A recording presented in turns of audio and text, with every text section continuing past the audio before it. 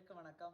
நான் உங்கள் விஜய். இன்னைக்கு நம்ம இந்த எபிசோடில் எதை பற்றி பார்க்க போகிறோன்னா தி சைக்காலஜி ஆஃப் மணி அந்த புக்கோட chapter 5 getting wealthy versus staying wealthy அந்த டாப்பிக்கை தான் பார்க்க போகிறோம். இதில் நம்ம இன்னைக்கு யாரை பற்றி பார்க்க போகிறோன்னா குறிப்பாக ஆப்ரஹாம் ஜெர்மான்ஸ்கி அப்படிங்கள பற்றி தான் பார்க்க போகிறோம். இவர் பிறந்ததெல்லாம் ரஷ்யா, ஆனால் இவர் வளர்ந்ததெல்லாம் அமெரிக்காவில். இவருக்கு சின்ன வயசுலேருந்தே ரியல் எஸ்டேட் பிஸ்னஸ் மேலே ரொம்ப ஆர்வம் அதிகம். அதனால் இவர் ரியல் எஸ்டேட் டெவலப்பர் அந்த பிஸ்னஸை எடுத்து நடத்திட்டு வர்றாரு. 1920 அந்த காலகட்டங்களில் மிகப்பெரிய ஒரு கோடீஸ்வரர் ஆகிறாரு.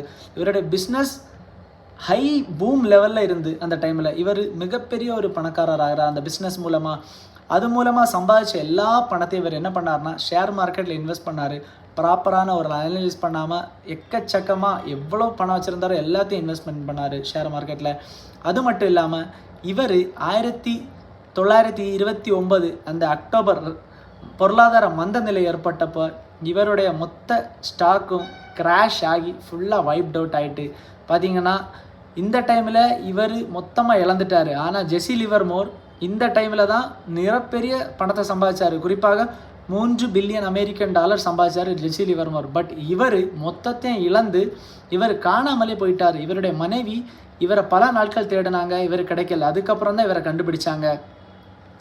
இவர் 2 பேருக்கும் உள்ள வித்தியாசம் என்னென்னா 2 பேரும் கெட்டிங் வெல்த்தியில் ப்ராப்பராக இருந்தாங்க. பணம் சம்பாதிக்க 2 பேருக்கும் குறிக்கோளாக இருந்து 2 பேரும் பணமும் சம்பாதிச்சாங்க, கோடிக்கணக்கில் பணங்களை சம்பாதிச்சாங்க.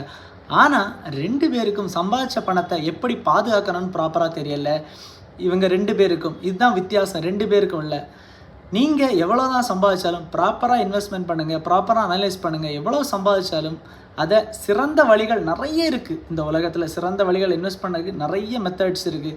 எங்கே இன்வெஸ்ட் பண்ணுமோ அதில் ப்ராப்பராக இன்வெஸ்ட் பண்ணுங்கள். தேவையில்லாமல் பணத்தை செலவழிக்காதீங்க. இந்த மாதிரி நல்ல கண்டென்ட் எல்லாம் தெரிஞ்சுக்கணுன்னா என்னோட சேனலை சப்ஸ்கிரைப் பண்ணுங்கள். நன்றி, வணக்கம்.